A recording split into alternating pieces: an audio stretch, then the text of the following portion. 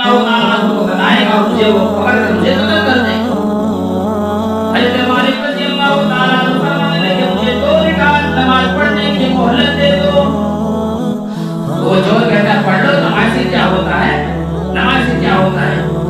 میرے پیارے دوستو، جب وہ 2 رکعت نماز پڑھ کر اللہ تبارک و تعالیٰ سے دعا کرتا ہے یا الودود یا العرش المجید یا ارحم الراحمین، اللہ تبارک و تعالیٰ کے سامنے جب 2 رکعت نماز پڑھ کر کہتا ہے یا ارحم الراحمین، میرے پیارے دوستو آسمان کے دروازے تمام کے تمام آسمان کے دروازے ہلنے لگے، پھر کہتا ہے یا ارحم الراحمین، اور یہ جو گنڈا یہ چور جو ہے اس کو قتل کرنے کے لیے تلوار لیے ہوئے ہے اور اس کو قتل کرنے چاہتا ہے۔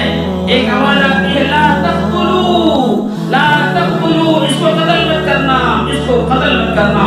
وہ دائیں دیکھتا ہے بائیں دیکھتا ہے آگے پیچھے، یہ آواز کہاں سے آئی، یہ آواز کہاں سے آئی؟ میرے پیارے دوست اس کے بعد پھر وہ قتل کرنے چاہتا ہے، پھر آواز آتی ہے لا تقتلوا، اس کو قتل مت کرنا۔ پھر وہ دائیں بائیں دیکھتا ہے کوئی نظر نہیں آیا، پھر اس کو قتل کرنے چاہتا ہے، پھر آواز آتی ہے لا تقتلوا، اس کو قتل مت کرنا۔ اتنے میں ایک سوار نظر آیا اور اس کے ہاتھ میں ایک نیزہ تھا اور اس چور کے سینے پر وہ نیزہ مارا اور آگ لگی اور جل کر آگ۔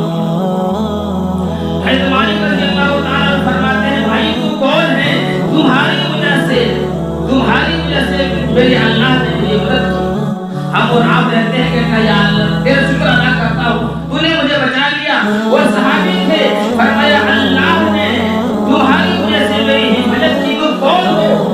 فرمایا کہ میں 7واں آسمان کی فرشتہ ہوں۔ جب تو نے اللہ تبارک 2 رکعت نماز پڑھ کر اللہ کے سامنے یا ارحم الراحمین کا صدا لگایا، تمام آسمان کے دروازے ہلنے لگے، اور جب دوسری مرتبہ نے آپ نے کہا یا ارحم الراحمین تو پھر تمام فرشتے اللہ کے سامنے جمع ہو گئے، اور تیسری مرتبہ کہا یا ارحم الراحمین تو اللہ نے پوچھا اس کی کون مدد کرے گا؟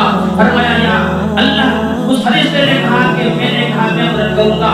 جب وہ تمہارے اوپر تلوار کو مارنے کے لیے ہاتھ اٹھائے، میں 7ویں آسمان پر تھا اور وہیں سے اس کو آواز دیا اللہ تقتلوا، اس کو قتل مت کرنا۔ اور جب دوسری مرتبہ تلوار اٹھایا، میں پہلی دنیا کے آسمان کے اندر آ گیا تھا، اور جب تیسری مرتبہ انہوں نے کہا آپ کو کیا قتل کرنے کے لیے چاہا تو میں اس یہاں پر پہنچ کر اس کو ختم کروں۔ یہ نماز بھی میرے پیارے دوستو، آج ہم اور آپ کیا نماز پڑھتے ہیں، جو نماز پڑھتے ہیں اس کو بھی نماز نہیں، نماز کو سیکھو۔ ارے میرے پیارے دوستو، سب کے پاس موبائل ہے، موبائل چلاتے ہو، یاد رکھو اگر ایک نمبر اگر غلط ڈال دیے ہو، آپ کو کتنا بھی ایمرجنسی ہے، آپ کے باپ ہاسپٹل میں ہے، آپ کی ماں ہاسپٹل میں ہے، آپ کو بہت ضروری بات کرنا ہے، آپ نے ایک نمبر غلط ڈال دیے ہو، وہ فون کبھی نہیں لگے گا، اس کے پاس نہیں آئے گا۔ ارے تو اگر تحیات صحیح نہیں پڑھی، سنا صحیح نہیں پڑھا، قرآن کریم کو صحیح نہیں پڑھا، وہ اللہ کے پاس کیسے نماز جائے گا، وہ اللہ کے پاس کیسے نماز جائے گا؟ آج آپ کو کوئی 2 نمبر کا پیسہ دے دے، آپ کو کوئی سامان نہیں دے گا، آپ کا رکوع صحیح نہیں، سجدہ صحیح نہیں، التحیات صحیح نہیں، درود شریف نہیں، اور یہ ایسی نماز پڑھ کر کیا ہمیں جنت ملے گی؟ نماز کو درست کرو میرے پیارے بھائیوں، نماز کو درست کرو۔ آپ کا موبائل ایک نمبر غلط ڈالنے سے آپ کو جس سے بات کرنے چاہتے ہو اس سے بات نہیں ہوگی۔ اگر پوری کے پوری نماز غلط پڑھو گے، وہ نماز اللہ کے پاس کیسے پہنچے گی؟ وہ نماز اللہ کے پاس کیسے پہنچے گی؟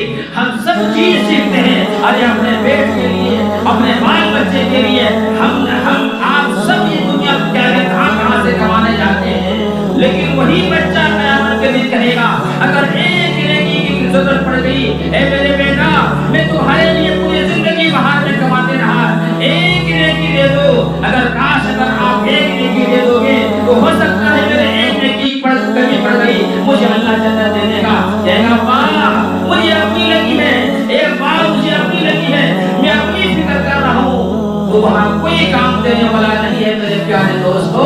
اس لیے ہمیں اور آپ کو چاہیے، ہم اور آپ سب سے بڑھیا پہلے نماز کو شروع کریں. آج ہم اور آپ کی جمع دعا سے آئے ہیں. سب ہر ایک انسان دعا کر کے وہاں سے آیا ہے. جو بیچارہ بیمار ہے وہ تو نہیں, لیکن جو نہیں, ایسا کوئی انسان نہیں اپنے شہر اپنے محلے کا جو نہیں کیا ہوگا, اور پورے اطراف کے لوگ گئے ہیں اپنے گناہوں کے وہاں معافی مانگ کر آئے ہیں. اے میرے پیارے بھائیوں, اور یہ رجب کا مہینہ ہے, اسی مہینے کے اندر نماز فرض ہوئی ہے. اللہ تبارک و تعالی نے وہ تحفہ اللہ کے رسول کو دیا ہے. آج سے نماز شروع کر لو, آج سے نماز شروع کر لو اور نماز کو سیکھو. ارے جاننے والے کو, اگر ہم غلط راستے پر کہیں جا رہے ہیں, ہم کہیں غلط راستے پر جا رہے ہیں, ارے وہ ہم کسی سے پوچھ لیں گے کہ فلاں کا راستہ کون سا ہے. اگر وہ صحیح راستہ بتا دے گا, آپ منزل تک پہنچ جائیں گے. آپ سوچیں گے میں تو چودھری کا بیٹا ہوں, میں خان کا بیٹا ہوں, میں فلاں کا بیٹا ہوں, مجھے کیا سیکھنے کی ضرورت ہے, مجھے کیا پوچھنے کی ضرورت ہے. آپ وہاں منزل تک نہیں پہنچیں گے, ایسے گھومتے رہیں گے. اسی طرح میرے پیارے دوستو, نماز کو سیکھو, التحیات کو سیکھو, درود شریف کو سیکھو, قرآن کریم کو سیکھو.